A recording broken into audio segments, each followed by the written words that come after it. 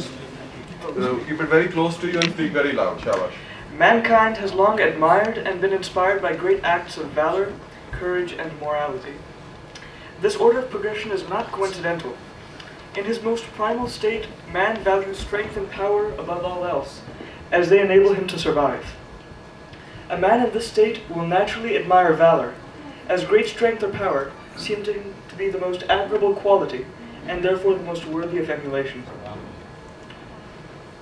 But man is not merely a primal beast. He is the product of changing circumstances and increasing enlightenment. Man slowly develops an appreciation for the emotional drive behind the act, realizing that great mental strength is perhaps more useful than physical strength. To be able to face all odds, to walk resolutely towards certain death, that becomes the most admirable trait in a hero.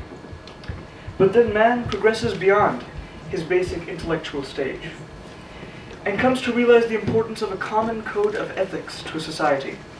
Somewhat ironically, it is at this stage where man fully assumes his adult role as a social, rational being that he finds inspiration in the least tangible, the most personal of ideas, that of individual morality. Each one of us has gone through this transition, and we all have parts of the primal man and of the simple intellectual within us. We have always appreciated valor, courage, and morality, and this is reflected in everything, including our stories. From the Epic of Gilgamesh to King Arthur's legends, the blend of bravery, feats of arms, and chivalry have stirred the imaginations of generations. While stories stir our imaginations, real-life events incorporating these three elements have a much more far-reaching effect.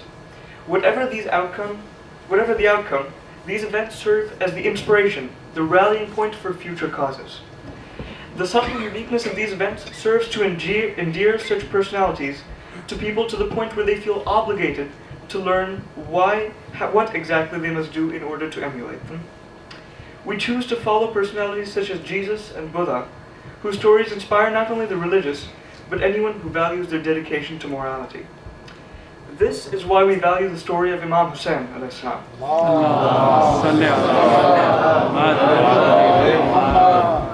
From both a religious and a secular perspective, Imam Hussain is truly an admirable personality. The fact that he not only stood up and fought for his values, but was also willing to sacrifice everything and everyone he loved in order to protect those values strikes a chord with us even now.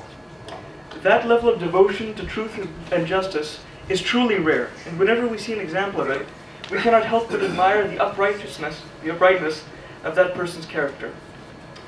It is impossible that, even after the Kufans' betrayal became apparent, Imam Hussain was unaware of the inevitable consequences of refusing to give his allegiance to Yazid.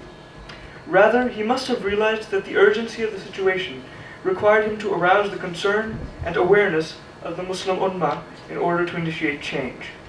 Because Yazid's ascent to the throne was not merely a political issue, Yazid was declaring himself not a king of the Muslim Empire, but the Khalifa, the spiritual and political leader of the Muslims.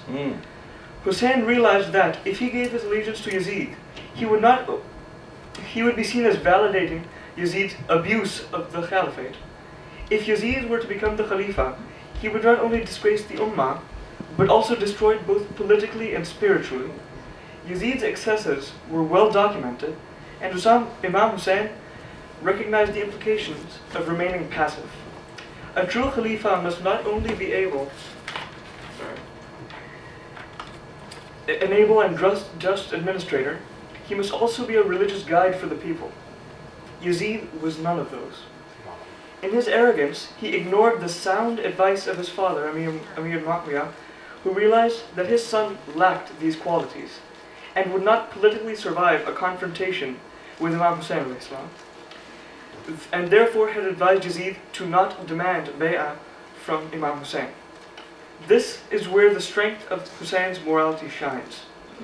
Hussain reinforced the moralistic themes of the Battle of Karbala through his careful selection of his companions, who shared and deeply believed in his moral principles.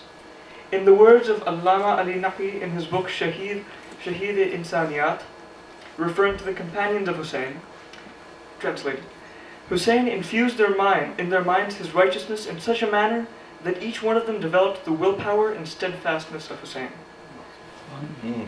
Imam Hussein's struggle resonates with our sense of righteousness.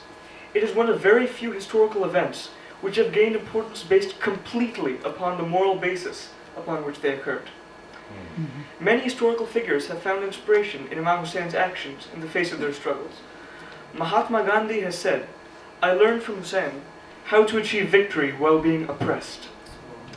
Gandhi, in turn, served to inspire Martin Luther King Jr.'s movement for racial equality. Technically speaking, Imam Hussein lost the Battle of Karbala.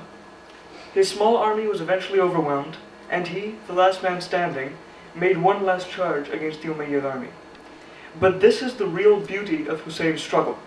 This is the core message in Hussein's life and his death. One that is appreciated and held dear by every modern society. That powerful ideas carry far more weight, far more power than any tangible force. MashaAllah.